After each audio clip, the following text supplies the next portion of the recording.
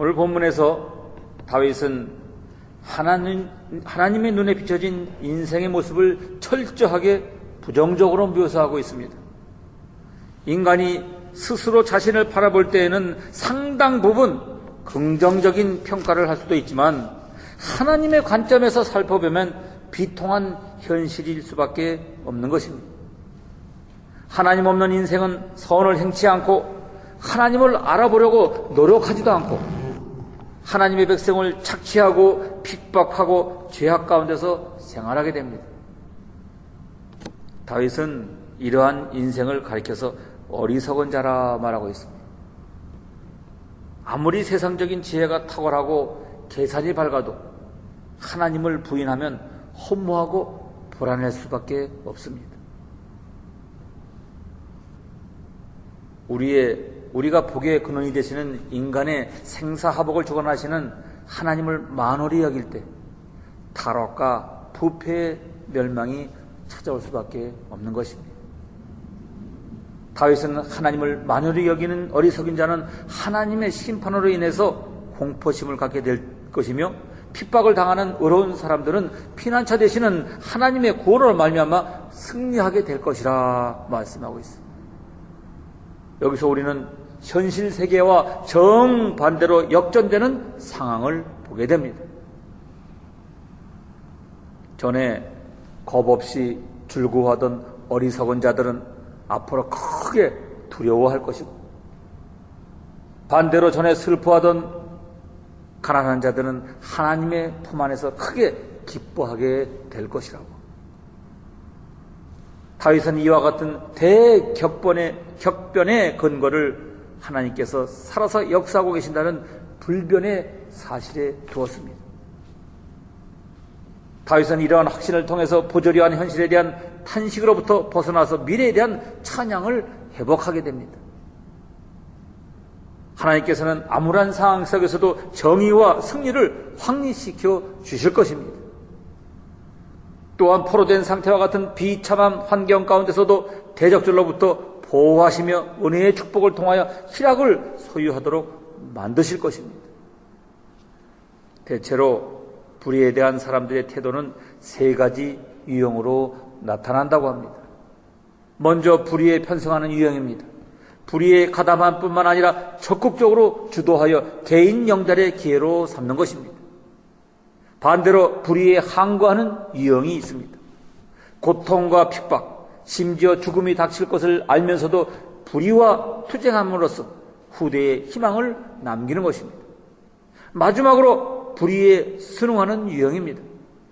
옳지 않은 일임을 알면서도 생존과 안전을 위해 어쩔 수 없이 불의에 극복하는 대다수의 민중입니다. 여러분은 이 세 유형 중 어디에 속한다고 생각하십니까? 불의에 편승하고 있습니까? 아니면 항거하고 있습니까? 아니면 순응하고 있습니까? 주님은 마태복음 5장 10절에 말씀하시기를 의를 위하여 핍박을 받는 자는 복이 있나니 천국이 너희의 것임이라 말씀하고 있습니다. 여러분, 불의한 시대의 특징은 무엇입니까? 오늘 본문 시편 14절에서 불의한 시대의 특징을 밝히고 있어요. 1절에 어리석은 자는 그 마음에 이르기를 하나님이 없다 하는도다 라고 말했어요. 엄연히 존재하는 하나님을 부정하고 있습니다. 하나님의 존재를 믿지 않기에 못할 짓이 없어요. 1절 하반절에 그들은 부패하고 그 행실이 가증하니 선을 행하는 자가 없도다라는 말씀같이 온갖 악행을 자행합니다. 이 시대의 가장 큰 불행은 바른 생각을 가지고 하나님을 찾는 사람이 귀하다는 것입니다. 이 시대의 의인을 찾기가 심히 어렵습니다. 마치 소돔과 고모라 성에 의인 5명이 없듯이 의인이 없다는 것입니다. 이러한 상황에 대해 하나님은 본문 2절 3절에 말씀하시기를 여호와께서 하늘에서 인생을 굽어 살피사 지각이 있어 하나님을 찾는 자가 있는가 보려 하신즉 다 치우쳐 함께 더러운 자가 되고 선을 행하는 자가 없으니 하나도 없도다라고 하셨습니다. 이것이 하나님의 서글픈 탄식입니다.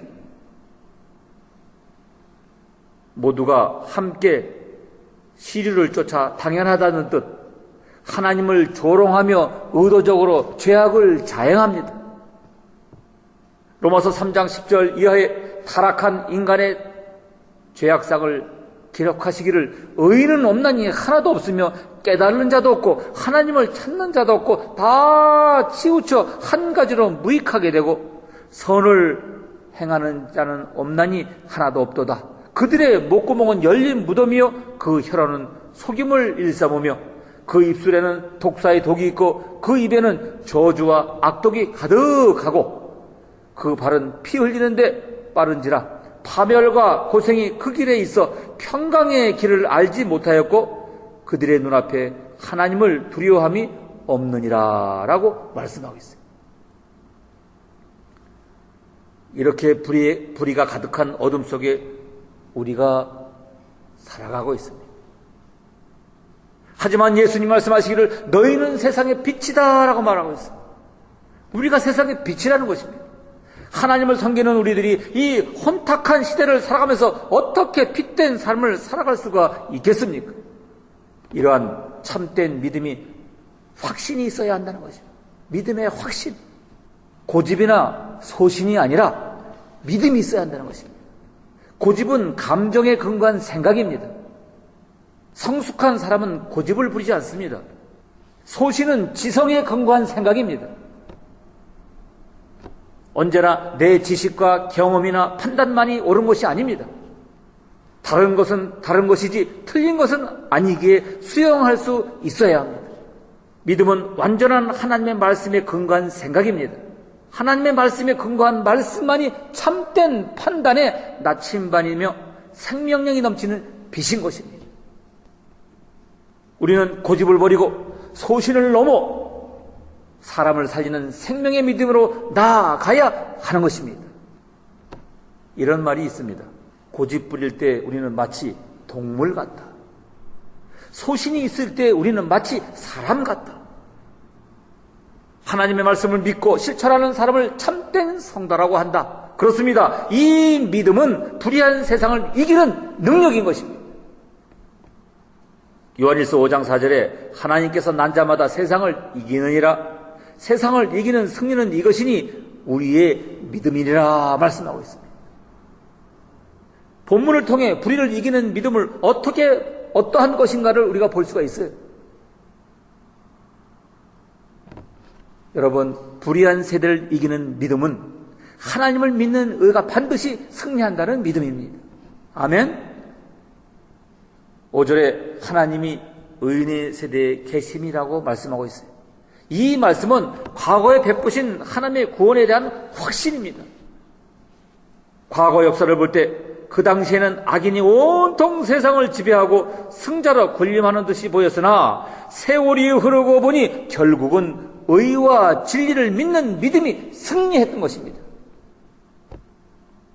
불의한 시대의 의인으로 산다는 것이 계란으로 바위를 치는 것 같이 무모한 것처럼 보일 수도 있습니다. 그러나 세상이 캄캄할수록 작은 불빛이 더욱 멀리 빛을 발하듯이 소수의 의인의 믿음이 용기와 희망이 되어서 역사의 새벽을 가져오는 것입니다. 때가 되면 반드시 새벽을 맞이하게 되는 것입니다. 이 나라의 등불로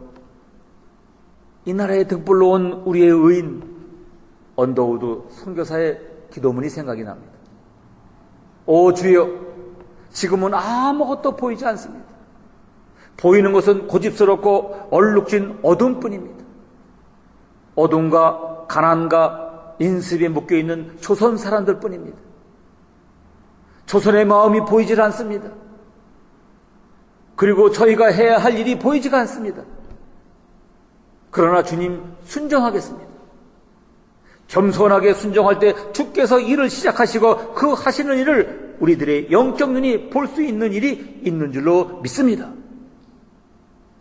지금은 우리가 항무지 위에 맨손으로 서 있는 것 같으나 지금은 우리가 서양 귀신 양기자라고 손가락질을 받고 있사오니 저희들이 우리의 영혼과 하나인 것을 깨닫고 눈물로 기쁜 날이 있음을 믿나이다. 지금은 예배드릴 예배당도 없고 이 땅에 학교도 없고 저 경계와 의심과 멸시와 천대만이 가득한 곳이지만은 이곳이 머지않아서 은총의 땅이 되리라는 것을 우리는 믿습니다. 주여 오직 제 믿음을 붙잡아 주시옵소서. 할렐루야. 언더우드 선교사님이 조선에 와서 한 기도입니다. 언더우드 선교사님의 이 믿음은 결국 승리했습니다. 할렐루야. 한국 땅에 우상을 숭배하는 어둠의 세력을 이기고 방방곡곡에 그리스도의 십자가의 빛을 발하고 있는 것입니다. 하나님의 의가 승리했습니다. 기독교를 말살하고 온 세계를 집어삼킬 듯 위협했던 공산주의 사장도 물러갔습니다. 결국은 하나님의 의가 승리를 했습니다. 그러므로 갈라디아서 6장 9절에 말씀하시기를 우리가 선을 행하되 낙심하지 말지니 포기하지 않으면 때가 이르매 거두리라. 아멘. 하나님이 피난처가 된다는 믿음입니다. 6절에 오직 여호와는 그의 피난처가 되시도다라고 말씀했어요. 이 말씀의 의미는 현재 베푸시는 하나님의 구원에 대한 확신을 말하는 것입니다. 우리가 존귀한 자로 계속 쓰임받으려면 두 가지를 피해야 합니다. 하나는 불의의 사고를 당하지 말아야 하고 또 하나는 남에게 모함을 받지 말아야 합니다. 그러나 세상은 너무 험악하여 내 힘으로 이러한 일들을 피한다는 것이 거의 불가능한 일입니다. 이 위험한 때에 피할 곳이 있는 사람은 참으로 행복한 사람들입니다. 여러분에게 이러한 피난처가 있습니까? 그 피난처가 어디입니까? 물론 좋은 부모나 친구, 선배가 있으면 어느 정도의 위안이 되고 도움이 될 수 있겠죠.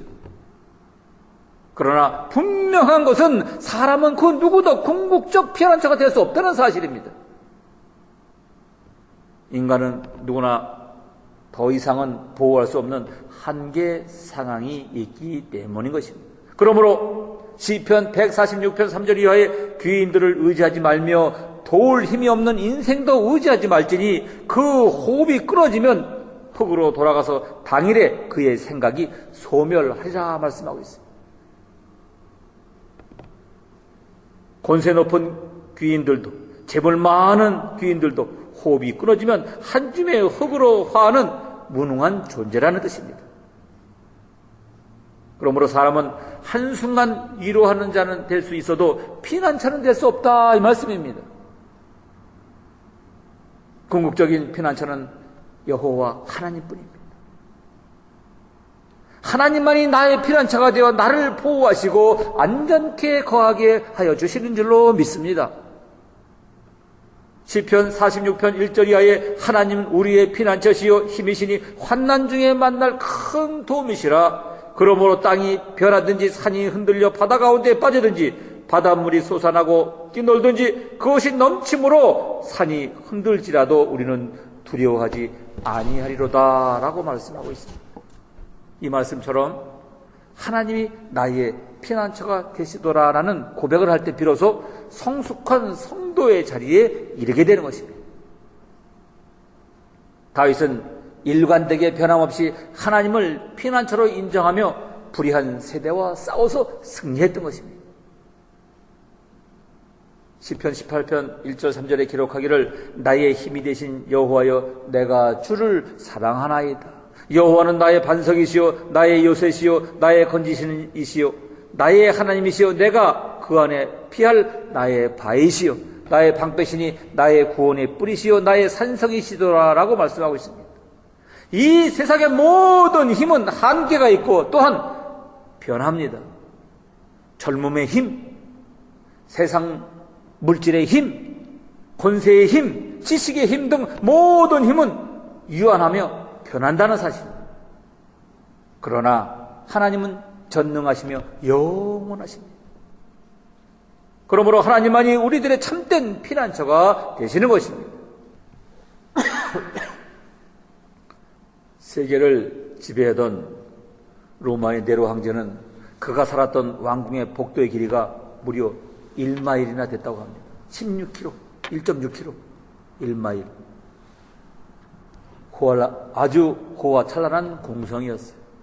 집안의 모든 벽은 상아와 자개로 장식이 되었고 천장에는 특별한 샤워 장치가 되어 있어 찾아오는 손님에게 향수를 뿌리는 이슬 장치가 되어 있었다고 합니다. 네로가 머리에 쓰고 있는 왕관은 요즘 말로 한 3, 40만 불이 된다고 합니다. 왕관 하나가. 그가 사용했던 노새와 조랑말은 은으로 장식된 신발을 신겼다고 해요. 그가 한번 출타하면 1000여 명의 군사가 마차를 끌고 따랐다고 합니다. 네로가 낚시를 할 때면 금으로 만든 낚시 바늘을 썼다고 해요. 값비싸고 좋은 옷은 너무 많아서 한 번 입으면 다시는 입지 않았다고 합니다. 이처럼 세상의 부귀영화와 극취를 누리며 살았던 네로는 행복했을까요? 그렇지 않습니다. 네로는 허무와 공포에 시달리다 결국 자살로 생을 마쳤습니다. 이 세상의 모든 것을 다 가져도 예수님을 만나지 못하면 한 손으로 손뼉을 치는 인생이 되고 맙니다. 튕기는 낙엽입니다. 하지만 가진 것이 없고 인기도 없고 병들었고 초라해도 우리 좋으신 예수님을 만나면 그 삶은 행복한 것입니다. 이 비밀을 모두 깊이 깨닫게 되시기를 주님의 이름으로 축원합니다. 예수님만이 우리의 참된 피난처가 되시는 것입니다. 호주 출신으로 두 팔과 두 다리가 없어서 몸통만 가지고 태어난 닉 부이치치라는 호주 젊은이를 여러분은 아시나요? 그 몸으로 어떻게 살아가는지 의문이 들 정도입니다. 그런데도 그는 너무도 행복하게 살아가고 있습니다. 닉 부이치치는 부모님의 도움으로 일반 초등고교와 대학까지 나온 그는 평소 전동 휠체어를 타고 다니면서 수영, 골프, 낚시 등을 즐기고 왼쪽 발가락 2개로 드럼 연주를 물론 타자 등 일상 업무에 문제없이 처리를 한다고 합니다. 더 중요한 것은 그의 마음과 정신이 너무 밝고 건강하다는 사실입니다. 마음에 온통 감사로 가득 차 있어요. 그런 몸을 가지고 있으면서도 건강한 사람들에게 감사의 조건을 찾아 감사라고 충고를 합니다. 그러면서 말하기를 나는 팔다리가 없지만 행복합니다. 왜냐하면 나는 하나님의 사랑스러운 피조물이니까요. 여러분도 절대 포기하지 마세요라고 고백하고 있습니다. 그는 지금까지 40여 개국 다니면서 강연을 했고 세계 곳곳에 대통령을 만났고 여러 나라의 국회에서 연설까지 했고 지금까지 그 강연을 들은 사람이 수백만에 이른다고 합니다.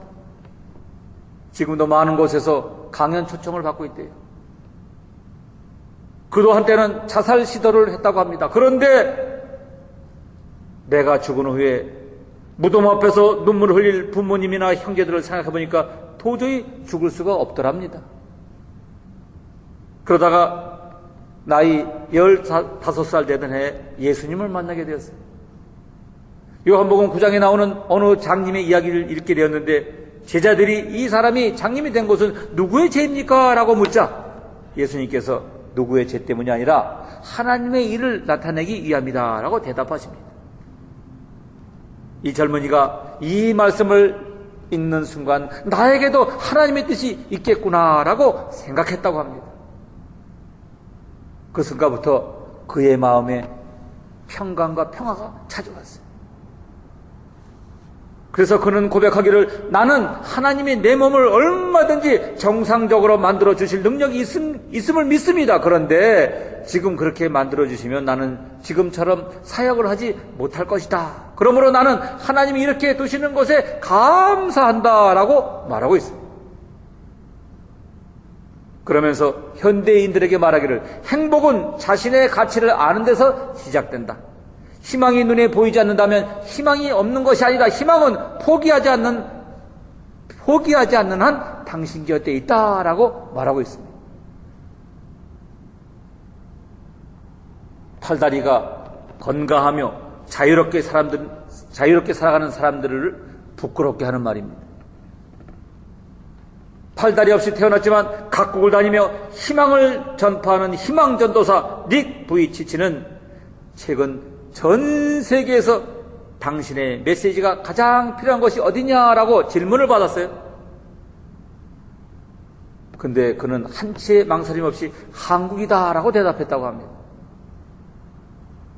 한국이 경제협력개발기구 회원국 중에 자살률 1위 국가였다고 합니다. 그 역시 10살 때 친구한테 따돌림을 당해 물이 가득 찬 욕조에 몸을 던지는 등 8살 이후 모두 3차례 자살을 시도한 바 있기에 오늘 한국의 현실을 더욱 안타깝게 여겼다고 합니다. 2005년 미국으로 건너가 비영리법인 닉 부이치치 재단을 설립해 전 세계를 돌아다니며 강연 활동을 하고 있는 그에게 구김살이라고는 찾아볼 수가 없는 것입니다. 친구 소개로 만난 아내 하나애와 지난해 2월 결혼한 그는 1년 만인 올 2월 아들을 얻었다고 해요. 아내가 출산할 때 곁을 지켰던 그는 아기가 첫 울음을 터뜨리기 전 두 눈으로 쳐다볼 때 너무 감격해 눈물을 흘렸다고 합니다. 아기를 꼭 안아주고 싶은 마음이 간절했지만 할 수 있는 것이라곤 침대에 나란히 누워 얼굴을 비비며 교감하는 것뿐이어서 남들처럼 아기 손을 잡아보고 싶지 않았겠습니까? 그 대신에 자신감 있고 겸손한 사람으로 클 수 있게 가르쳐 주기로 마음을 먹었다고 합니다. 결혼과 출산으로 가족의 소중함, 내가 아닌 다른 사람을 격려하고 희망을 준다는 게 얼마나 값어치 있는 일인지 새삼 깨달았다고 말하고 있습니다. 세상에서 가장 긍정적인 사람도 힘들고 좌절할 때가 많은데 저는 오죽했겠습니까? 지금 그대로의 내가 세상에서 유일하게 가장 귀한 존재라는 사실을 알아야 해요. 우리는 사람을 죽음에 이르게 할 수도 있고 죽을 처지에 놓인 사람을 살려내는 기적을 만들어낼 힘도 있습니다 라고 했습니다. 닉 부이치치는 정상인으로서는 상상할 수 없는 딱한 처지의 사람입니다. 그러나 그는 피난처 대신 하나님께 피했습니다. 그 결과 오늘의 닉 부이치치가 되었던 것입니다. 오늘 본문 6절에 오직 여호와는 그의 피난처가 되시도다라는 말씀의 증인입니다. 현재 베푸시는 하나님의 구원에 대한 증인인 것입니다. 불의가 가득한 이 시대에서 그리스도인으로 살아간다는 것은 결코 쉬운 일이 아닙니다. 그리스도인은 세상에 살지만 세상에 속한 사람은 아닙니다. 세상으로부터 불려내어 다시 세상 속으로 파송된 하나님의 자녀들입니다. 세상과는 다른 하나님의 기준과 내세의 가치관을 가지고 살아가는 사람이 그리스도인입니다. 이러한 신앙의 길에 여러 가지 시련은 끊임이 없지만 결국은 승리하게 되는 것입니다. 하나님을 의지하는 믿음은 세상이 감당치 못하기 때문인 것입니다. 하나님이 피난처가 되시기 때문인 것입니다. 하나님께서 구원을 베푸시기 때문인 것입니다. 할렐루야. 하나님을 굳게 의지하는 믿음 안에서 소망과 용기와 확신을 가지고 힘차게 살아가시는 여러분 모두가 되시기를 주님의 이름으로 축원합니다.